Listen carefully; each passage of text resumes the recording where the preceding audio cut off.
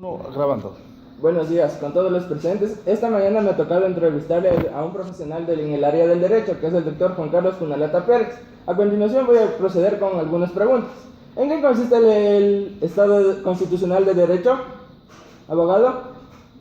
Muy buenos días con todos los presentes. Wagner, a través de ti pues reciban un cordial saludo todas las personas que nos encuentran viendo en este momento. Mi querido Wagner, respondiendo a tus preguntas, a tus inquietudes, pues, en breves palabras lo que te puedo decir en cuanto a tu pregunta es que nuestro país se encuentra cubierto o tutelado con una constitución que pues permite precautelar, cuidar los derechos de todas las personas que vivimos en el mismo. Todas las leyes, todos los códigos, como es el Código de la Niñez, el COGEP, el COIP, todas las leyes se rigen a través de la Constitución.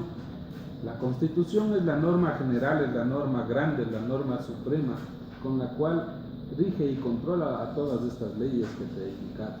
Entonces, en breves palabras, pues, nosotros estamos en un Estado de Derecho en donde el Estado protege a sus ciudadanos para que sean aplicados y protegidos con la ley. Es decir, que cuando una persona se sienta vulnerada a sus derechos o pretenda hacer exigir sus derechos, para eso está la ley, en donde existe un procedimiento para que pues, se ejecute esa ley. Muchas gracias, doctor Juan Carlos. Y otra pregunta, ¿qué es la COGEP? La COGEP.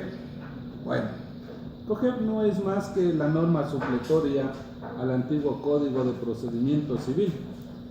COGEP prácticamente es una ley que viene a sustituir a dicha norma, y en esta norma, en este nuevo código, establece el nuevo procedimiento, el orden, los requisitos, los tipos de procesos que se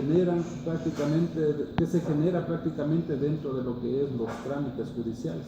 Hablemos así, por ejemplo, de los varios tipos de procesos, como son los juicios ejecutivos, los procesos ordinarios, los procesos prácticamente monitorios. En sí, eso es, te podría decir en breves palabras lo que es la COGEP. Claro. Otra inquietud, ¿en qué consisten las audiencias? Las audiencias no es más que cuando el juez señala un día determinado para que asistan las partes procesales. Para hablar de las partes procesales podemos decir de que las partes procesales es el actor y el demandado. El actor es el que propone la demanda y el demandado es aquel que se defiende de las pretensiones del actor.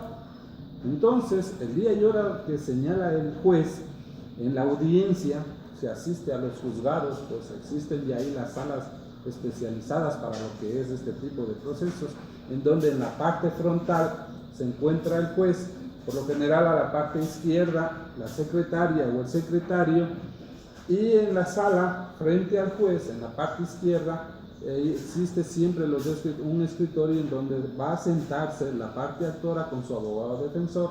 En la parte derecha siempre el demandado, asimismo acompañado con su abogado defensor. También existe en la parte posterior pues unas bancas en donde las personas que quieran y desean asistir pues pueden hacerlo, siempre y cuando la ley lo permita, porque existen procesos en donde no precisa y no se puede permitir el ingreso a personas particulares. Existen varios tipos de procesos, ¿verdad? ¿Cuáles son estos tipos de procesos? Bueno, existen muchos en realidad en la práctica, pero dentro de los más prácticos o que se realiza con un poco más de agilidad o son un poco más cotidianos, podríamos hablar los juicios ejecutivos, ¿vale? El juicio ejecutivo es aquel en el cual se pretende ejecutar una obligación que una persona se crea asistida, de dar o hacer, dice la ley. Por ejemplo, si tú me prestas unos $10,000 y dentro de esos $10,000 yo te firmo una letra, la ley dice que para seguir un juicio ejecutivo tiene que tener un título ejecutivo. El título ejecutivo podemos hablar de un cheque, una letra de cambio, que son los más usuales. Entonces tú me prestas un dinero, pero para que tú me puedas cobrar, tú me firmas, yo te firmo en garantía una letra de cambio. Entonces cumplen un tiempo y al no pago, tú puedes exigir ante la ley el cumplimiento de esa obligación, es decir, de esa ley. Ya. El juicio, te puedo decir, el juicio sumario. Dentro del juicio sumario, pues, en este tipo de procesos se refieren prácticamente a los juicios de visitas para los niños menores de edad, un juicio contencioso, por ejemplo, un juicio de divorcio, pero cuando sea por causal, no voluntario. Al causal nos referimos cuando cumpla con el artículo 110 del Código Civil reformado. En breves palabras, lo que es el juicio sumario. Mientras que el monitorio es cuando la persona que crea necesitar de la ley no tiene un título ejecutivo, como te decía, cuando no tiene una letra de cambio, no tiene un pagaré, pero tiene algún documento que le firmó la persona que recibió un beneficio, siempre y cuando no supere los 50 salarios mínimos vitales. Así dice la ley. Ya. ¿En qué consiste el juicio de divorcio por causal? El juicio de divorcio por causal es cuando no existe la voluntad entre el marido y mujer, el esposo y la esposa. Pues no existe la voluntad de los dos de acercarse al juez a través de un abogado defensor, firmar un documento voluntariamente entre los dos y adquirir el divorcio. Entonces la causal es todo lo contrario. Es todo lo contrario. Como no existe el entendimiento entre los dos, existe la necesidad obligatoria de buscar un abogado, un patrocinador, y siempre y cuando cumpla uno de las causales contempladas en el artículo 110 del Código Civil reformado, ¿sí? En este caso estaría dentro del literal novena, esa es la causal.